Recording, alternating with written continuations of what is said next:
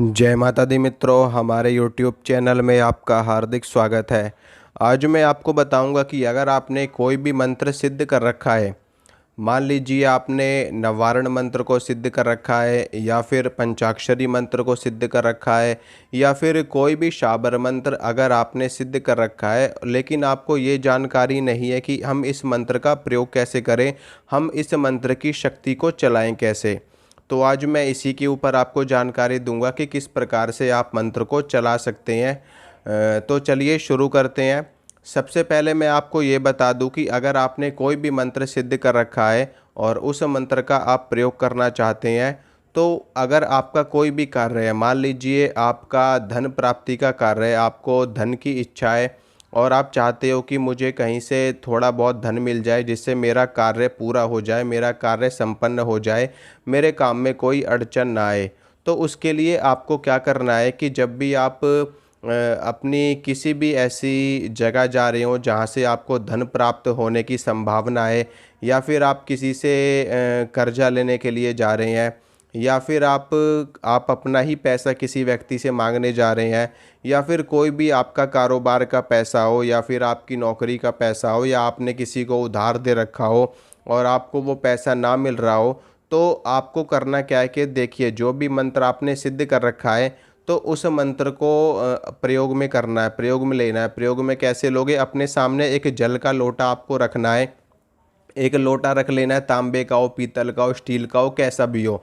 उसमें आपको शुद्ध जल भर लेना है और शुद्ध जल भरने के बाद में एक दो बूंद उसमें गंगा जल की डाल देनी है आपको।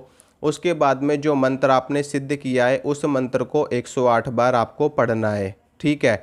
अगर वैदिक मंत्र है तो 108 बार आपको पढ़ना है, अगर कोई तांत्रिक मंत्र है तो उसको भी 108 बार पढ़ना है।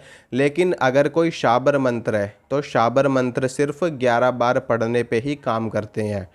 तो और शाबर मंत्र होते भी बड़े हैं, तो शाबर मंत्र अगर आप पढ़ने बैठोगे 108 बार तो आपको काफ़ी समय लग जाएगा, लेकिन 11 बार पढ़ने पे काम करते हैं।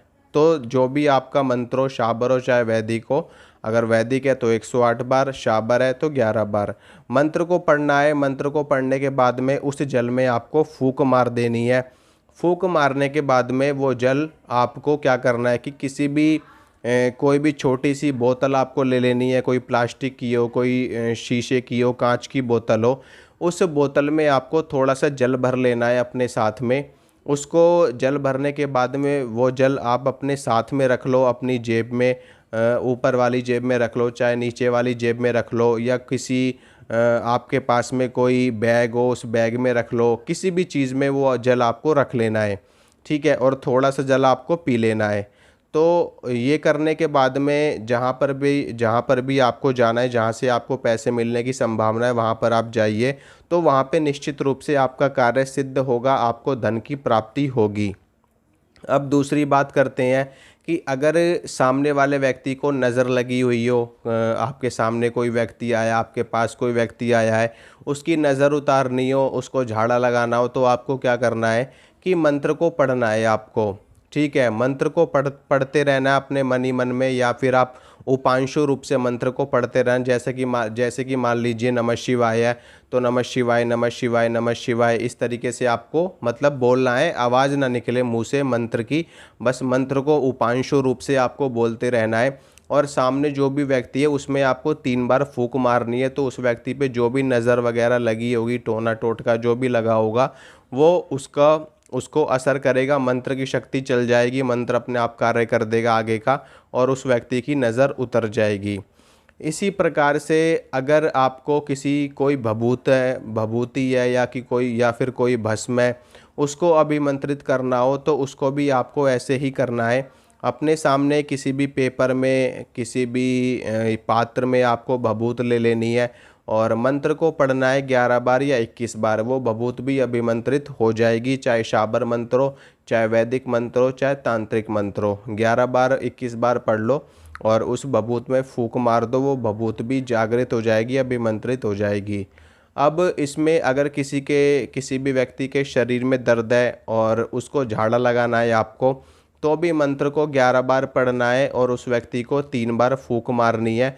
तो उस व्यक्ति के शरीर का दर्द ख़त्म हो जाएगा, चाहे हाथ में हो, पैर में हो, सिर में हो, कहीं पे भी हो।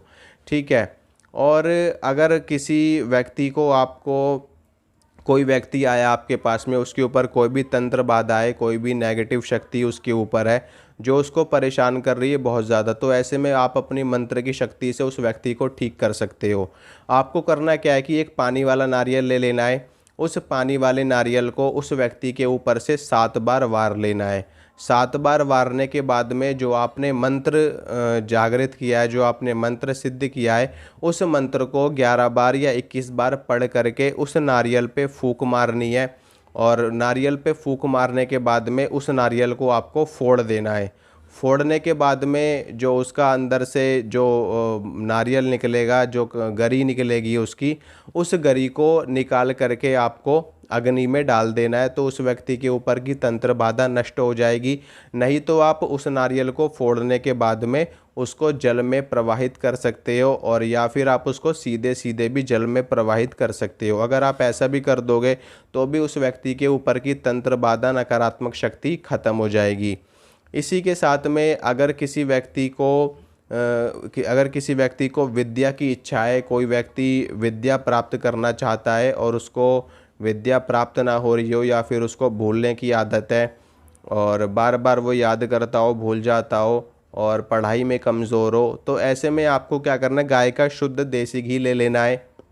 गाय के शुद्ध देसी घी को सिद्ध किए हुए मंत्र से अभिमंत्रित करना है आपको।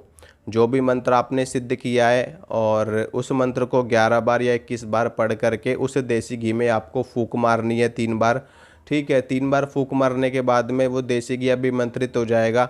और जिस भी व्यक्ति को विद्या का अध्ययन करना हो, तो उनको क्या करना है कि जब भी वो पढ़ने बैठें या अध्ययन करने बैठें, तो उससे पहले उनको क्या करना है कि उस देसी घी में थोड़ी सी मिश्री मिला करके उसको खा लेना है। मतलब कि 1 चम्मच लेकर के खा लेना है, थोड़ी सी मिश्री मिला करके, थोड़ा सा घी मिला करके। और उसके बाद में जब वो व्यक्ति या वो बच्चा या वो जो भी हो, वो अगर अध्ययन करने बैठेंगे विद्या का, तो उनको याद भी होगा, उन्होंने जो भी पढ़ा है वो हमेशा याद भी रहेगा उनको, और उनको सफलता भी मिलेगी। उनकी बुद्धि भी तीक्ष्ण होगी, बुद्धि भी तीव्र होगी, और वो उनको सब कुछ आसानी से याद रहेगा। तो ये होते हैं कुछ प्रयोग मंत्र को इस्तेमाल करने के जो मैंने आपको बताए हैं। इसी प्रकार से आप कई तरह के कार्य कर सकते हैं मंत्र से। ठीक है। तो मंत्र को इसी प्रकार से चलाया जाता है, और मंत्र की शक्ति इसी प्रकार से चलती है। और कई बार तो मंत्र की शक्ति संकल्प मात्र से भी चलती है।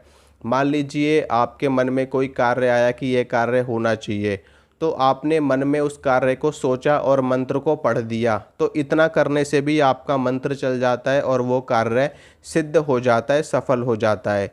तो ये जितने भी मैंने आपको प्रयोग बताए हैं, सभी प्रयोग सफल होते हैं, सिद्ध होते हैं, लेकिन इसके लिए आपका मंत्र सिद्ध होना चाहिए। अगर आपका मंत्र सिद्ध होगा तो ये सारे कार्य सफल होंगे और सिद्ध होंगे। अगर मंत्र आपने सिद्ध नहीं कर रखा और बिना सिद्ध किए ही आप मंत्र का प्रयोग कर रहे हो, तो ये सभी कार्य नहीं हो पाएंगे।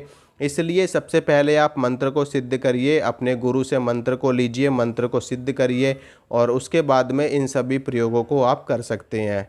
तो वीडियो को लाइक करना, वीडियो को शेयर करना, और चैनल को सब्सक्राइब करना। मिलूँगा आपसे अगली वीडियो में। जय माता दी।